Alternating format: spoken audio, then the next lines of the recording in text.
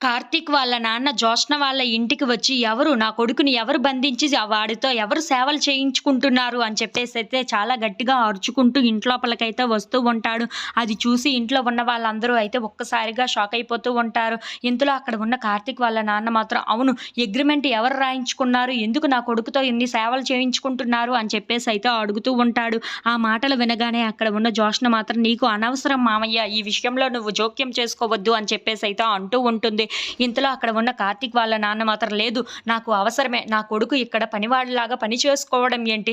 అదంతా చెరిపేసి ఇప్పుడు ఆ డాక్యుమెంట్స్‌ని గూడా చింపేస్తేనే నేను ఇక్కడి నుండి కదులుతాను. లేదంటే ఇక్కడ నిరాహార దీక్ష చేస్తాను" అని చెప్పేసైతే అక్కడే కూర్చొని నిరాహార దీక్ష అయితే చేస్తూ ఉంటాడు. అది చూసి ఇంట్లో ఉన్న వాళ్ళందరూ అయితే ఒక్కసారిగా షాక్ అయిపోతూ ఉంటారు. ఇంతలో అక్కడ ఉన్న కార్తీక్ మాత్రం, "ఏంటి?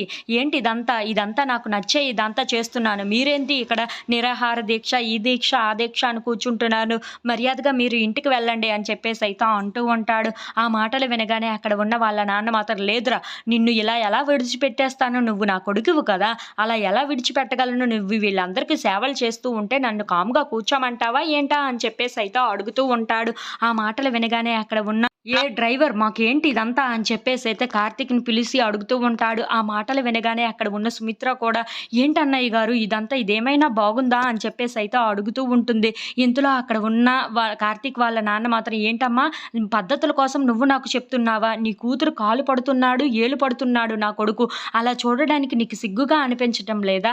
నువ్వు పద్ధతుల కోసం నాకు చెప్తున్నావా?" అని చెప్పేసైతే సుమిత్రకు వార్నింగ్ ఇస్తూ ఉంటాడు. ఇంతలో అక్కడ ఉన్న శివనారాయణ మాత్రం కార్తీక్‌ని పిలిపించి, "మర్యాదగా అతన్ని బయటకు పంపిస్తావా? లేదంటే నువ్వు కూడా బయటకు పోయి ఆ అగ్రీమెంట్ సంగతి ఏంటో చూస్తావా?" అని చెప్పేసైతే అడుగుతూ ఉంటాడు. ఇంతలో అక్కడ ఉన్న కార్తీక్ అయితే, "ఏంటి మీరు ఇక్కడ ఏం చేస్తున్నారు? మీరు నిరాహార దీక్ష చేస్తున్నారా? సరే అయితే నేను పిన్నికి, చెల్లికి ఫోన్ చేస్తాను. అప్పుడు ఏం సంగతి చూస్తారో చూద్దాం" అని చెప్పేసైతే అంటూ ఉంటాడు. ఆ మాటలు వినగానే అక్కడ ఉన్న వాళ్ళ నాన్న అయితే ఒక్కసారిగా చాలా కంగారు పడిపోతూ, వాళ్ళకెందుకు ఫోను?